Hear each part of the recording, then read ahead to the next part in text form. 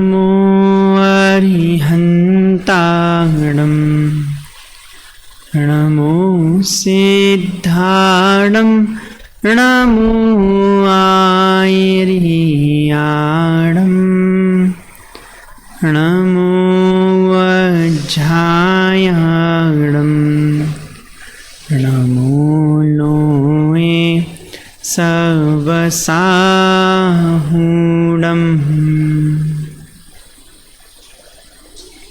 परमागमस्य बीजं निषिद्धजात्यन्धसिन्धुर्विधानं सकलनयविलसितानां विरोधमथनं नमाम्यनेकान्तम् रणम्यूणजिणं वीरम् अनन्तवर्णानदंसणसहावं वोच्छामिनियं सारं केवलिसुधकेवली भणिदम्। नियम सार जी ग्रंथ विराजमान है।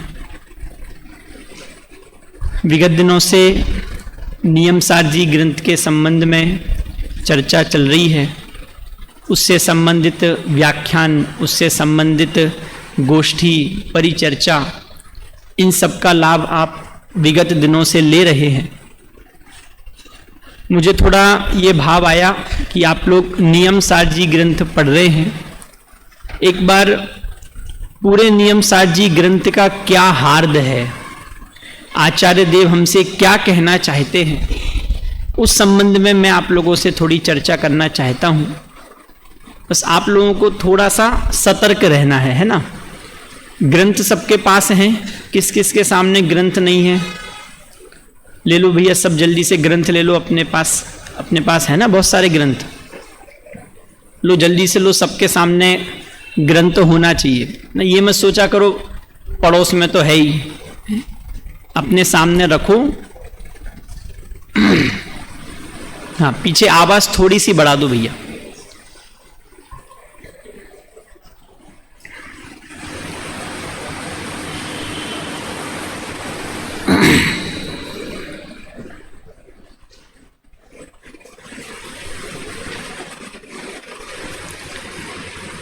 चलो ठीक है, बैठ जाओ।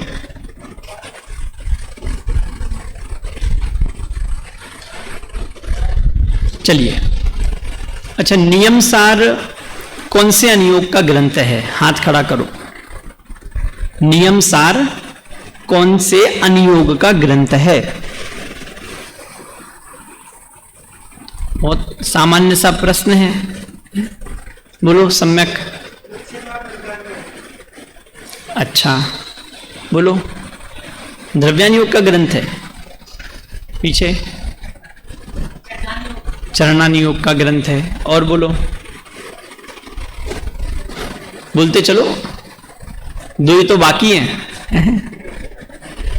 चलो, अब यही सेम प्रश्न मैं आपसे स्वाध्याय के अंत में पूछूंगा। अपने पास अब 40 मिनट ही बचे हैं। स्वाध्याय के अंत में मैं आपसे सेम प्रश्न पूछूंगा। क्या प्रश्न पूछूंगा? नियम सार कौन से अनुयोग का ग्रंथ है? ठीक है, चलो देखिए, सबसे पहले आप लोग निकालिए, दूसरे नंबर की गाथा निकालिए।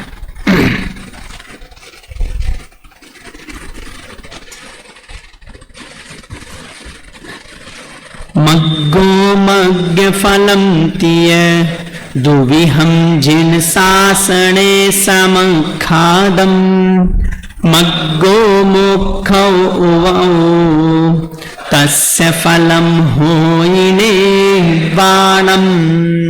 इस पूरे नियम सार जी ग्रंथ में मार्ग और मार्ग फल के संबंध में चर्चा की गई है। किसके संबंध में चर्चा की गई है? मार्ग और मार्ग फल। ठीक है,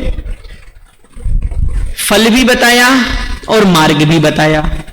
फल क्यों बताया?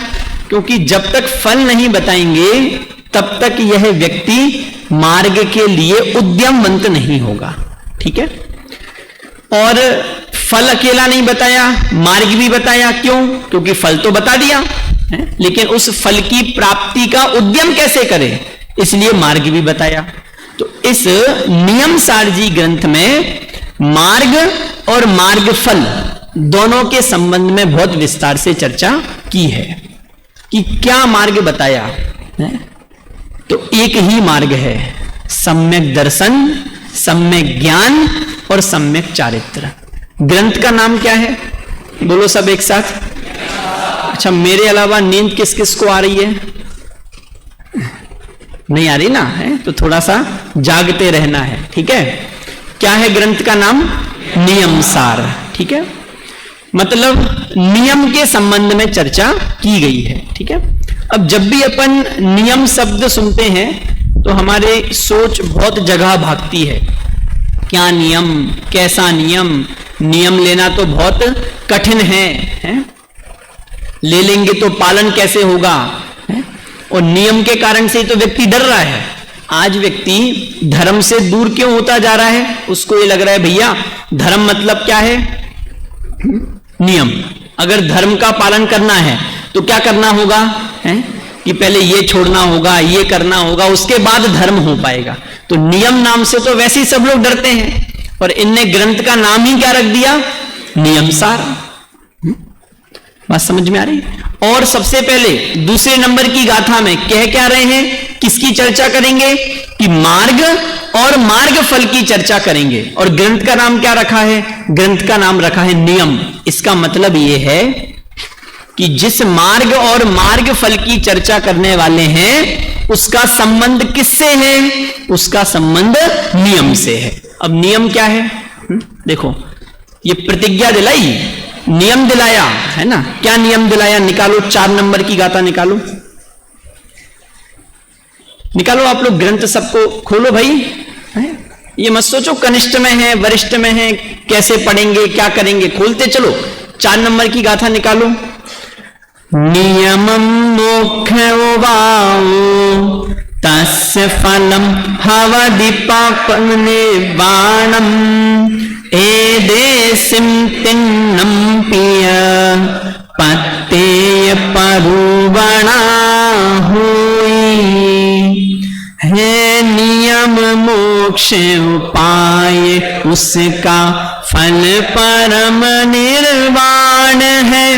इन ज्ञान दर्शन चरण त्रय का भिन्न भिन्न विधान है। तो मार्ग और मार्ग फल बताने वाले हैं। ग्रंथ का नाम क्या रख दिया है? नियम सार। इसका मतलब मार्ग और मार्ग फल किससे संबंधित है? नियम से संबंधित है। अब नियम क्या है और हम आपको क्या नियम लेना चाहिए? तो ये कह रहे हैं हम आपको एक ही नियम लेना चाहिए। वो नियम है सम्यक दर्शन, सम्यक ज्ञान और सम्यक चारित्र। देखो, ये ग्रंथ बहुत अद्भुत है। 2-3 बातें मुझे इस ग्रंथ के माध्यम से आपको बतानी है। पूरे ग्रंथ के संबंध में तो मैं आपसे चर्चा नहीं कर पाऊंगा इतने कम समय में, पर कुछ 2-3 दृष्टिकोण मुझे आपको इस ग्रंथ के माध्यम से देने हैं। यहां आप देखेंगे, अधिकारों को देखेंगे, अभी हम आपको इंडेक्स दिखाएंगे।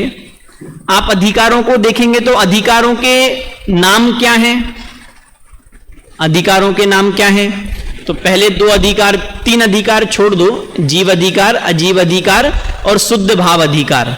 उसके अलावा आप आगे देखोगे तो अधिकारों के नाम क्या हैं?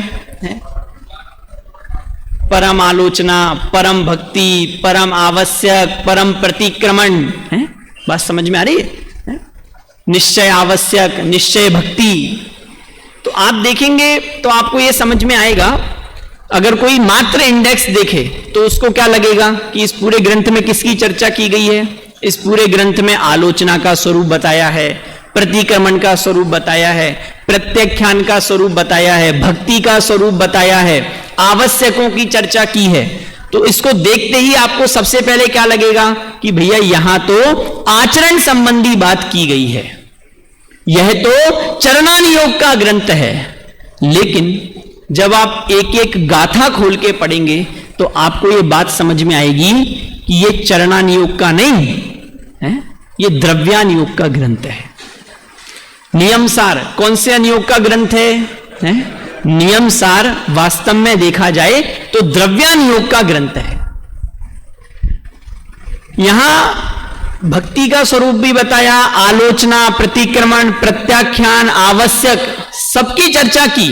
लेकिन सबकी चर्चा करते हुए जो परमार्थ मार्ग है, उस परमार्थ मार्ग को मुख्य रखा।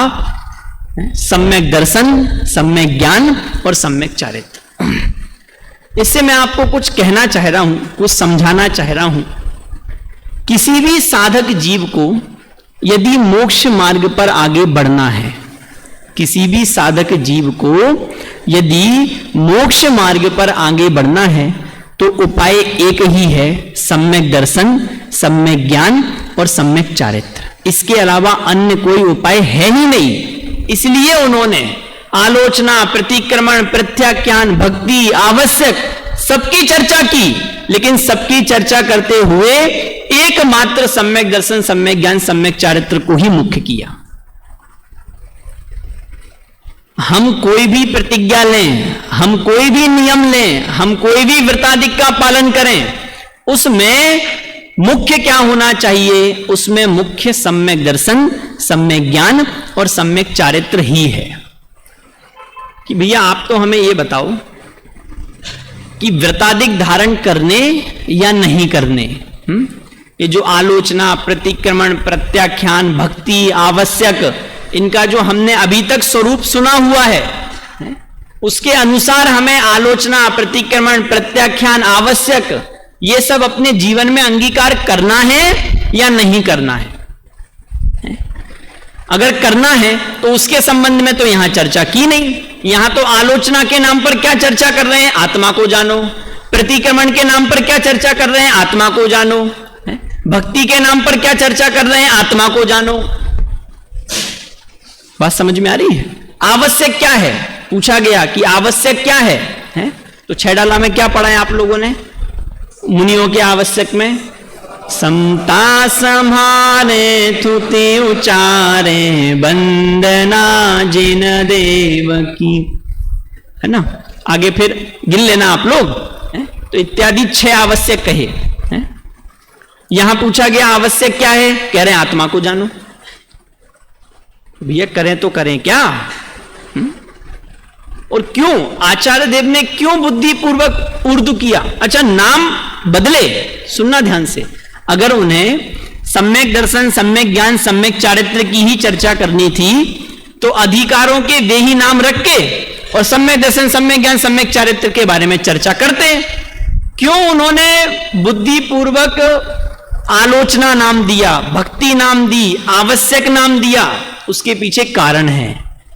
वे ये कहना चाह रहे हैं, वे ये समझाना चाह रहे हैं कि भैया तुम जब आलोचना कर रहे हो, प्रतिक्रमण कर रहे हो, प्रत्याख्यान कर रहे हो, आवश्यकों का पालन कर रहे हो, भक्ति कर रहे हो, कुछ भी कर रहे हो, उसमें सबसे पहले ये बताओ मैं कौन हूं, मेरा क्या स्वरूप है, ये तुम्हें ख्याल में आ रहा है या नहीं आ रहा है? देखिए, कोई भी साहित्य होता है उससे हम उस समय की क्या परिस्थितियां हैं उनका अंदाजा लगा सकते हैं।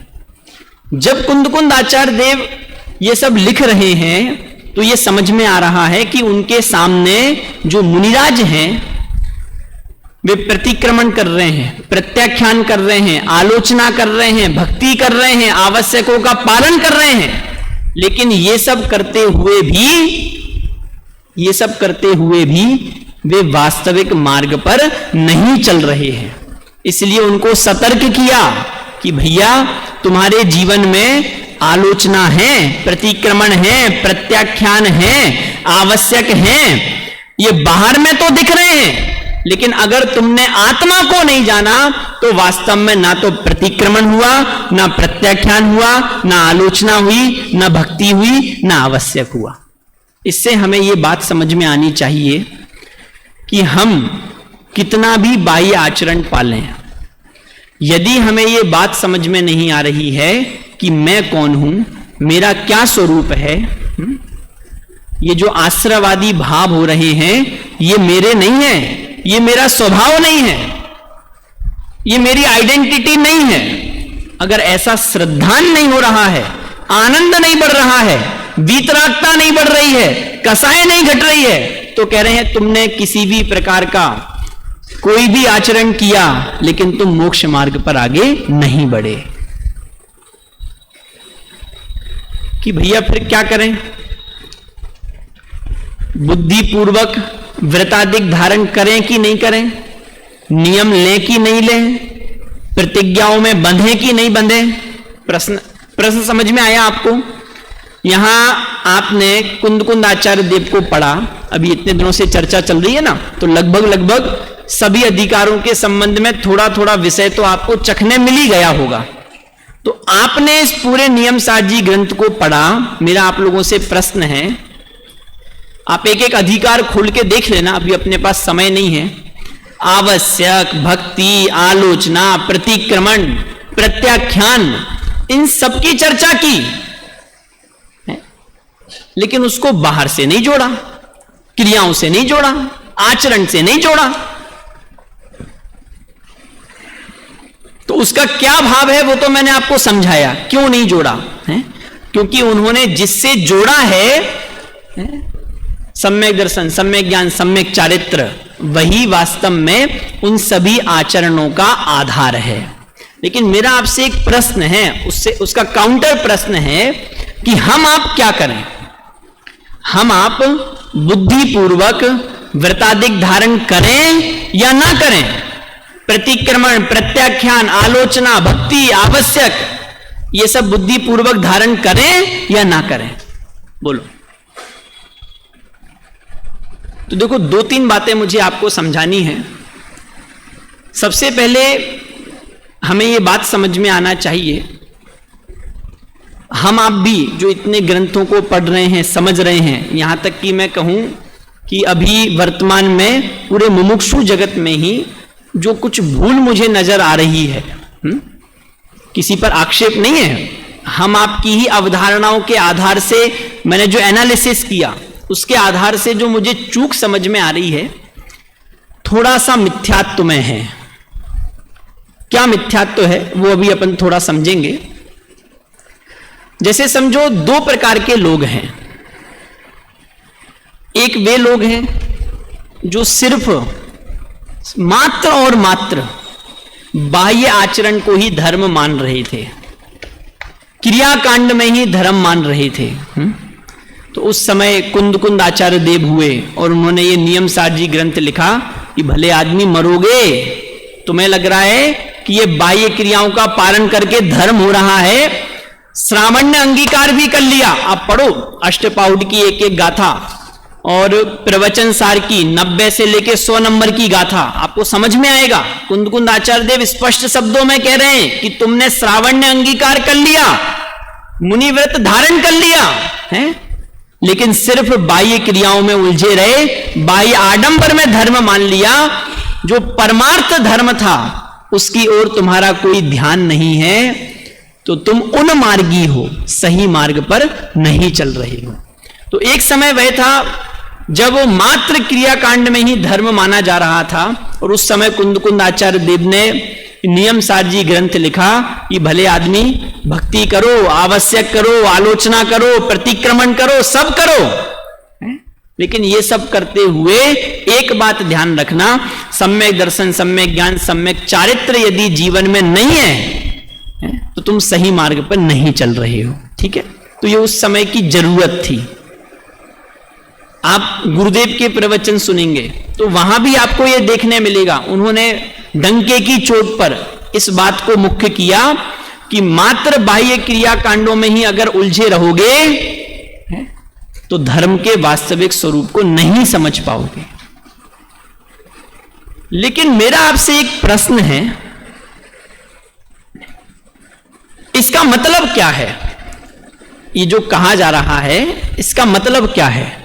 जैसे समझो यहां प्रतिक्रमण, प्रत्याख्यान, आलोचना, भक्ति, आवश्यक, इन सब में एक ही बात मुख्य करी कि अगर आपने आत्मा को नहीं जाना तो आप जो प्रतिक्रमण, प्रत्याख्यान, आलोचना, भक्ति, आवश्यक कर रहे हो, ये सब व्यर्थ है। इसका अर्थ क्या है क्या इस वाक्य का यह अर्थ है कि भक्ति, आलोचना, आवश्यक, प्रत्याख्यान ये नहीं करना है? गुरुदेव के प्रवचनों में जब आप ये सुन रहे हो कि भैया अगर आत्मा को नहीं जाना है और बाह्य क्रियाकांड में उलझे रहे तो धर्म नहीं है, इसका मतलब क्या यह है कि जीवन में बुद्धिपूर्वक व्रताधिक धारण नहीं करने हैं? लेकिन हमें यह सोचने की जरूरत है, क्या हमने इन वाक्यों का यही अर्थ नहीं निकाल लिया? आज क्या हो रहा है, अरे भैया वो मात्र बाह्य क्रियाओं पर ही उसका ध्यान था तो उसको जगाया गया कि इसको देख के ही सब करते रहोगे, इसकी ही संभाल में लगे रहोगे, इसके द्वारा हो रहे आचरण को ही अगर सिर्फ धर्म मानोगे तो चित्त में जो आकुलता बनी हुई है वो आकुलता कम नहीं होगी। इसका अर्थ यह नहीं था कि व्रताधिक मत करो। जब यह कहा जा रहा है कि व्रताधिक हैं तो इसका मतलब यह नहीं है कि व्रताधिक नहीं करने हैं। कुछ बात समझ में आ रही है?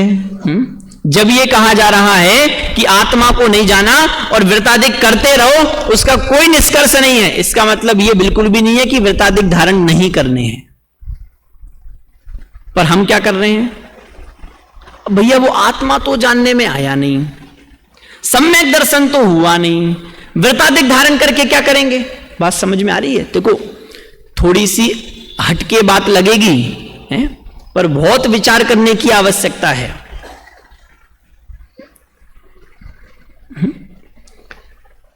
शुभ भाव हे है। अच्छा, मेरा आपसे प्रश्न है, अशुभ भाव को हे कहा और शुभ भाव को हे कहा, क्या दोनों की हेता एक स्तर की है? बताओ वंशित, एक स्तर की है, अंतर है? क्या अंतर है?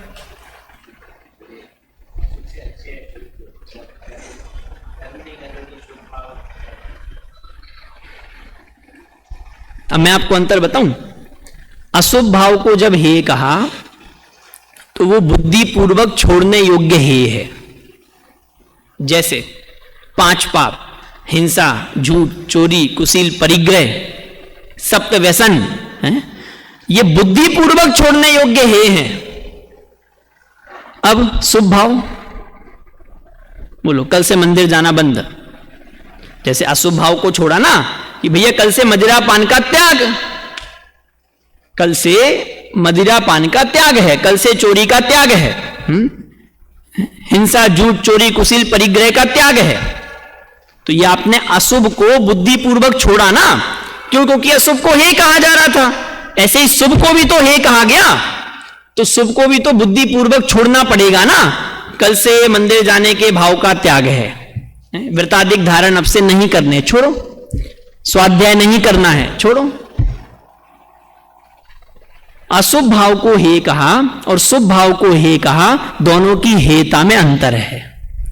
अशुभ भाव को बुद्धिपूर्वक छोड़ना है, शुभ भाव को बुद्धिपूर्वक छोड़ना नहीं है। शुभ भाव छूटेगा जब ये जीव शुद्ध भाव में आरूढ़ हो जाएगा, तो शुभ भाव अपने आप नहीं होगा, यही उसका छूटना है। दूसरा, शुभ भाव को जो हे कहा, अशुभ भाव छूटता हुआ हे है और शुभ भाव होता हुआ हे है। समझो इस बात को। व्रताधिक को हे कहा, इसका मतलब यह नहीं है कि व्रताधिक धारण नहीं करने हैं। जब यह कहा जा रहा है कि नियम लिया पर आत्मा को नहीं जाना तो व्यर्थ है, इसका मतलब यह नहीं है कि नियम नहीं लेना है। इसका मतलब यह है भले आदमी के नियम लेते हुए स्वयं को जानने का हर समय उद्यम होना चाहिए। बात समझ में आ रही है? तोडरमल जी ने क्या कहा? उपदेश हमेशा ऊपर चढ़ने का होता है। तुझसे कहा गया व्रताधिक हे है, तो तूने क्या किया? अब तू व्रताधिक को धारण करने के लिए उद्यम ही नहीं कर रहा है। अच्छा ठीक है, व्रताधिक हे है, तू धारण नहीं कर रहा है, क्या कर रहा है? कि आत्मा को जानने का प्रयास कर रहा हूं। पहले सम्यक दर्शन हो, सम्यक दर्शन होगा उसके बाद व्रताधिक धारण करेंगे।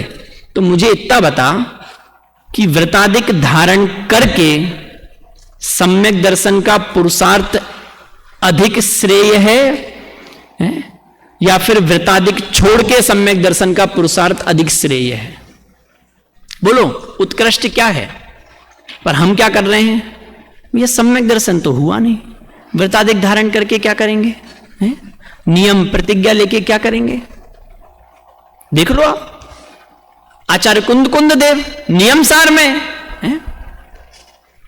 आचार्य कुंद देव ने नियम सार में प्रतिक्रमण, प्रत्याख्यान, आलोचना, भक्ति आवश्यक, किसी को भी बाह्य क्रिया से शुभ भाव से नहीं जोड़ा। सबको किससे जोड़ा? सबको एकमात्र सम्यक दर्शन, सम्यक ज्ञान, सम्यक चारित्र्य से जोड़ा। इसका मतलब क्या है? क्या इसका मतलब यह है कि आलोचना, प्रतिक्रमण, प्रत्याख्यान, भक्ति आवश्यक नहीं करने हैं? ऐसा नहीं है। इसका मतलब यह है कि प्रतिक्रमण, प्रत्याख्यान, भक्ति, आलोचना करते हुए सम्यक दर्शन, सम्यक ज्ञान, सम्यक चारित्र के लिए ही निरंतर उद्यमवंत रहना है। बात समझ में आ रही है आपको मैं क्या कहना चाह रहा हूं? क्या ऐसा तो नहीं हो रहा है कि हम ग्रंथों को पढ़ के, समझकर, सुनकर भी मिथ्यात्व को संजो रहे हैं? इसलिए भैया बहुत सावधान होने की आवश्यकता है, हर समय सतर्क रहना है। क्या करेगा? जीव का उपयोग कहीं ना कहीं तो जाएगा ना। बोलो उपवास हेय है कि नहीं? है कि नहीं? है। अब आप मुझे ये बताओ कि उपवास हेय है या फिर और सरल में करूं, आपको यह निर्णय करना है कि मैं भिन्न हूं और यह शरीर भिन्न है।